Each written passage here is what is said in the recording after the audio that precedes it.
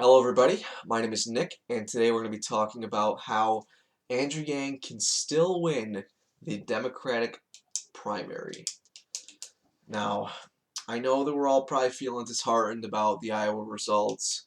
I was hoping he was at least going to get one delegate. I was sad to see him only get 1%. Uh, who knows if those numbers are even accurate with the mess that's going on in Iowa right now. Uh, The debate was also pretty disheartening. I was hoping that he was gonna go out there and make up for missing the last debate, but I didn't really see that. It was kind of just him sticking to his main talking points again. There wasn't really anything new, which is a little frustrating because I think that he needs to expand on his other policies some more. Uh, you know, Pretty much all the other candidates have the exact same policies. There's not a lot of deviation.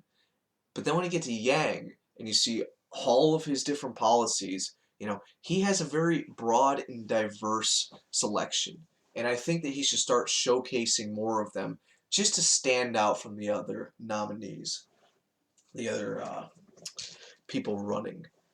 Now, I can divide this video into three different segments. They're interlocking. Um, the first one being open and semi-closed primaries, the second one being the crowded field, and the third one being his cross-party appeal. They all interweave and they create a kind of perfect storm that can really, if he takes advantage of it the right way and it all works out, it can just sail him to victory.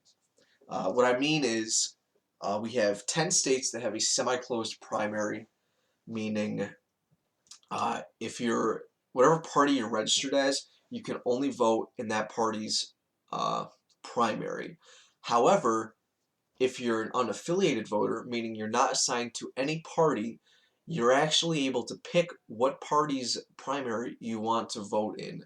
So, in these states, if he has independent fans, people that are willing to vote for him, given the crowded field, how split the Democratic vote is going to be, if he can get those independent voters to the polls to vote for him, I think that that can push him past Bernie and Buttigieg and help him win states, especially the open primaries, which is, it doesn't matter what party that you're affiliated with, you can vote whatever primary you want.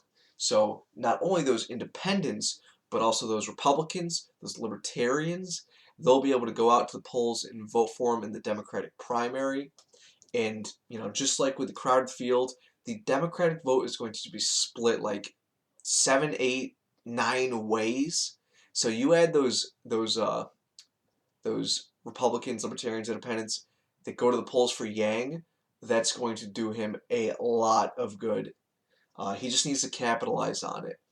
I think that he should mainly focus on campaigning in those states, those open primary and semi-closed primary states. Um, and I think that he should just ditch mainstream media. It seems that they're committed to this frustrating Yang media blackout. It just doesn't end. It blows my mind. So I think that he needs to go back to alternative forms of media. The Joe Rogan podcast pretty much put him on the map. Doing Ben Shapiro was smart. I think it would be good for him to get on there again. Um, Maybe try and get on some libertarian podcasts just to get his name out there to them. But I think I think trying to recruit more Democrats is a lost cause. I think that he really needs to work on garnering support from Republicans and Libertarians and Independents, because not only will that help him in the primary, but if it takes him to become the nominee, it's going to help him in the general. Because once he's the Democratic nominee, he's pretty much going to get the whole Democratic vote, save for a few Bernie supporters. And so he's got the whole Democratic vote on his side, plus whatever Republican, Libertarian, third party that votes for him, he's pretty much going to clench it. Uh, And we already know Yang versus Trump in a debate is going to be one for the ages. Just the way that Yang debates, he's so fact-based yet lighthearted and goofy. He's a perfect foil for Trump, who's just going to brag about the economy, unemployment, and we know Yang's going to say, well, GDP isn't a good source of how well the country's doing, and you know, you were right when you said that the I can't remember what unemployment value it was. It was correct, but we know he's going to take him to school, and he's just going to look like the adult in the room. And honestly, I believe that it's going to take him to win the election. Now, some things I think he can do to garner more support from Republicans and Libertarians is loosen his stance on gun control. Anytime I talk to a Republican or Libertarian, it's always, I like the guy, but I don't like his stance on guns or how he's going to pay for the freedom dividend. I do my best to explain how the freedom dividend is going to be paid for, but they're still skeptical about it, and I get it. It's kind of hard to believe. You kind of have to have hope in it. But the gun control thing, I really, I'm for common sense, but the assault rifle ban, it's a do nothing. It's not going to do anything. You're going to take rights away from people at the cost of nothing. I don't think that that's going to solve the problem, and it's not a meaningful way to address it. Uh, Another thing that he can do is name a possibly Republican VP. I think that would be really interesting. Like Bill Weld, that would be cool. Uh, I'd like to see Larry Sharpe. He ran for governor in New York, which is where I live. I voted for him in 2018. But you should check him out. He's got some really great ideas, and I think that him and Yang, they both think outside of the box, and they could come up with some really creative solutions for some problems that we're having, or problems that could come up. Um, or even Yang and Gabbard, I think that would be a good ticket. Uh, I want to go to Yang's debate performance now. I really think that he needs to start being more aggressive. Uh, I don't think he's going to make the next debate or the debate after for that fact. Because he's not gonna. I don't think he's gonna do well in New Hampshire. He's not gonna secure that delegate. I don't see him hitting the polling threshold either. Uh, but it's partly because many of his supporters are new to the Democratic Party or not in the Democratic Party, so they're not getting polled. So I think that he's really underrepresented in the polls because of that fact. Um, so I think that he needs to become more aggressive. Super Tuesday, I got it written down here. Let's see. In Super Tuesday, 9 states have open primaries, 3 have semi-closed, and 4 have closed primaries. So he is poised to do really well if he can garner that third-party support, that Republican support, because that's when Bloomberg's going to enter the race and split the Democratic vote even more.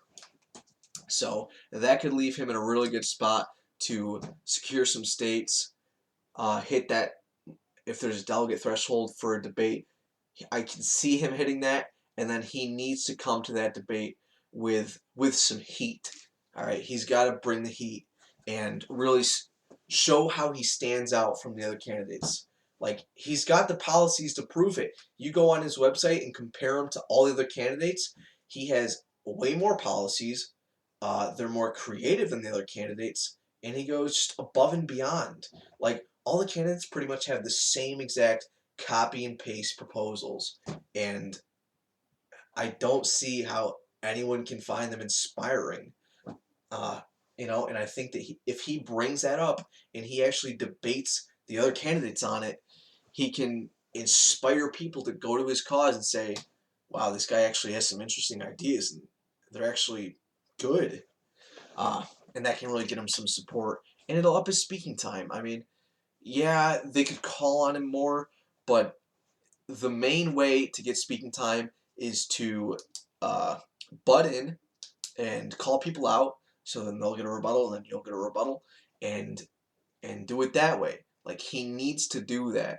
I know we all like the nice chivalrous Yang, but once it gets down to the wire, he's gonna have to get aggressive and start fighting and clawing for uh, votes and eventually to get to the nomination. Honestly, I can see Buttigieg and Klobuchar taking it to the end, as well as Sanders. Um, I see Warren dropping out at some point and then throwing her weight behind Sanders, and I also see Biden dropping out at some point because I think he's not gonna do as well as he thinks, and he's gonna drop out to save face. But the longer that these candidates can stay in the race for and divide the Democratic vote, the better it will be for Yang. So, let me know what you think, guys. I know it's been rough and we've all been feeling pretty disheartened, but there is hope. I want you to share this video if you like it, if you agree with it, if you think it gave you hope, share it. Maybe it'll give some other people hope. We got to keep the momentum going. We need to keep supporting Yang because it's going to get tough.